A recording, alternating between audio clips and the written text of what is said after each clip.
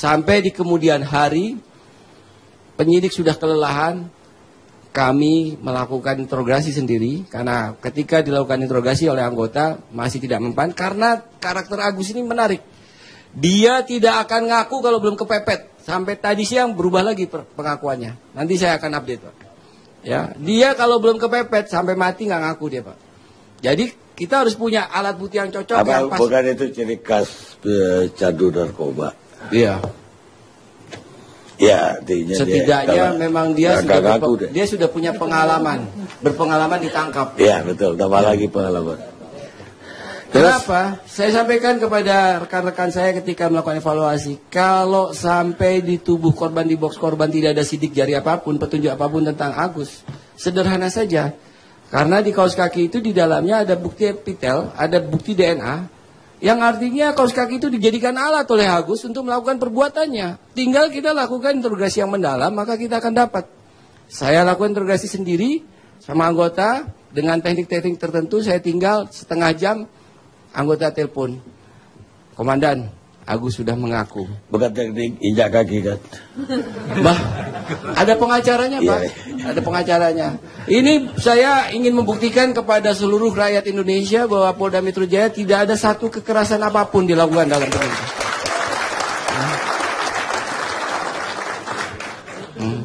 Kenapa saya ingin sampaikan bahwa akhirnya Agus mengakuinya adalah alat bukti yang utama? Karena hanya dia satu-satunya sumber informan yang mengetahui perbuatan itu, dan dia detail menceritakan itu setelah saya pepet dengan bukti-bukti yang lain.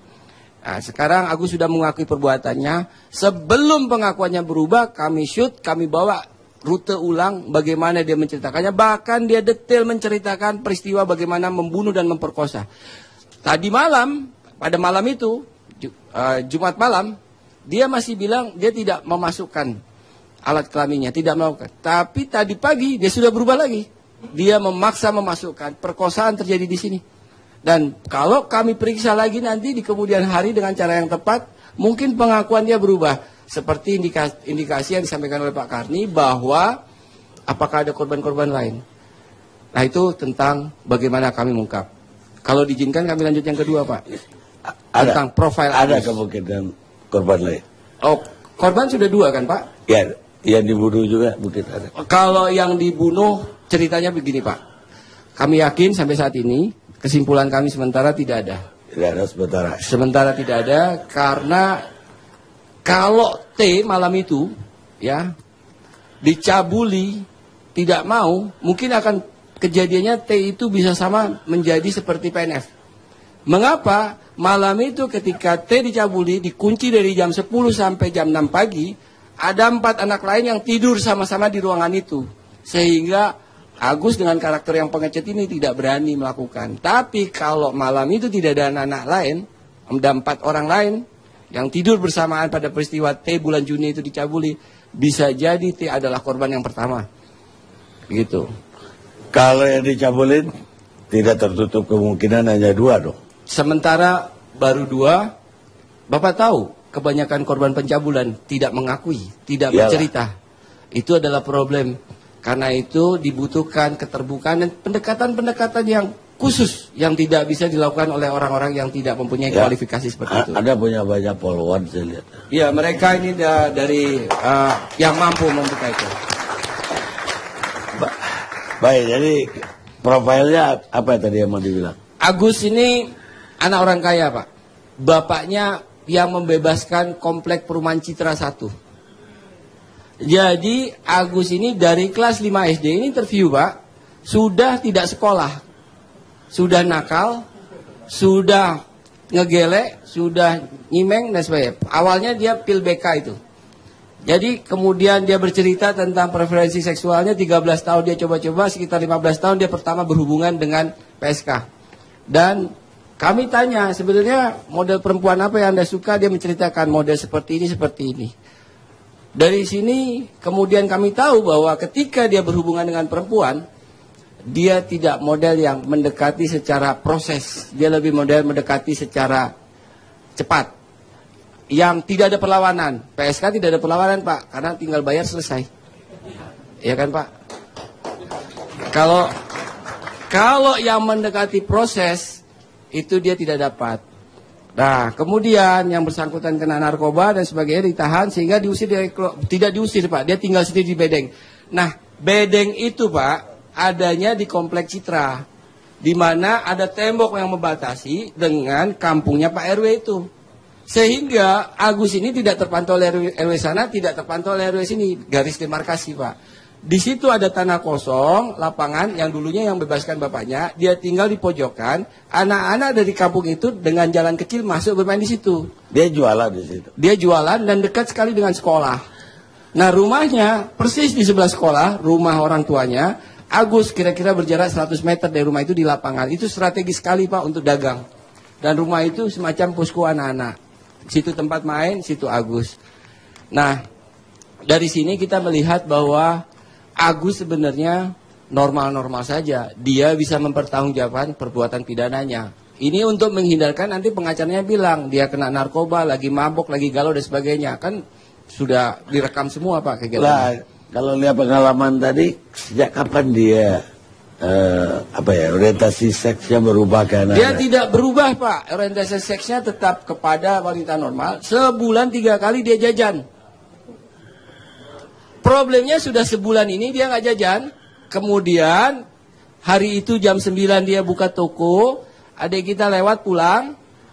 Dek, sini masuk. Otaknya nggak tahu kena sambet apa, Pak. Langsung dia kunci, dimasukkan ke situ. Anak itu diikat, langsung diperkosa.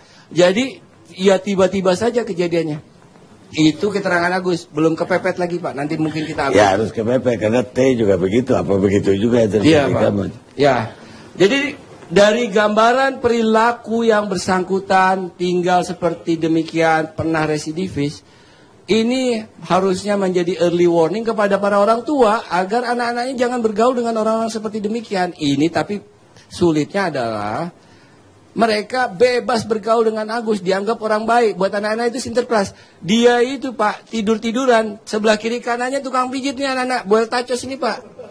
Gengnya 20 anak. Jadi dia sudah kayak raja, seperti kehidupan di LP, di Salemba. Bukan begitu, kalau kepala LP kan seperti itu. Dikasih duit 3.000, 5.000 anak-anak disuruh. Dan yang paling parah adalah karakter Agus. Ini saksi yang valid, yang mungkin mereka tidak bicara di LC ini. Dia menjadikan anak-anak ini untuk berpesta narkoba. Ngeganja bareng. Nyabu bareng, anak-anak yang ditawari. Bahkan anak ini awalnya dikasih, sekarang suruh urunan, Pak. Ya, dibikin grup. Kadang-kadang mereka jalan-jalan ke mall Ciputra itu sana, berdasarkan keterangan saksi yang valid, dibelikan baju, yang perempuan, yang anak-anak dikasih jajan. Jadi cara dia mendekati calon korbannya ini sudah sangat luar biasa. Dia paham, hanya masalahnya timingnya saja. Karena tiap hari rumahnya ramai dan kebetulan hari Jumat itu rumahnya sepi. Nah, karakter Agus. Yang ketiga saya ingin sampaikan tentang bagaimana karakter lingkungan. Kalau kita ke TKP, bagi bapak-bapak, ibu-ibu yang pernah ke TKP, kita tahu di lingkungan itu sangat permisif dengan hal-hal seperti ini, Pak.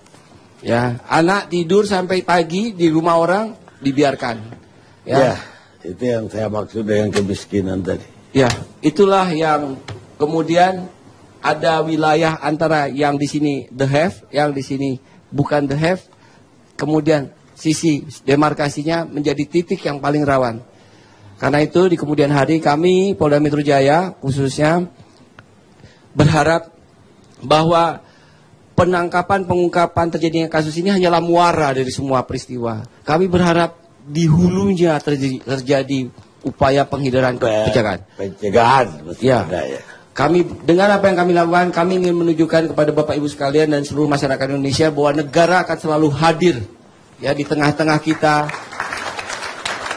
untuk melindungi anak-anak Indonesia.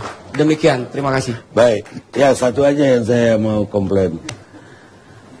Udah terang kasusnya sadis, bengis kayak gitu dan anak-anak. Ngapain pula polisi harus nutupin wajahnya, kasih inisial. Di dunia nggak ada itu.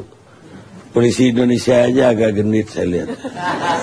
Saya tutup supaya TV-TV tidak ditegur oleh KPI, Pak. Nggak ada, itu nggak apa-apa. Ya, kalau boleh besok-besok saya buka, Pak. Korban anak-anak yang nggak boleh. Pelaku yang nggak boleh itu pelaku anak-anak dan korban anak-anak. Orang dewasa harus dulu. Kita istirahat dulu saja.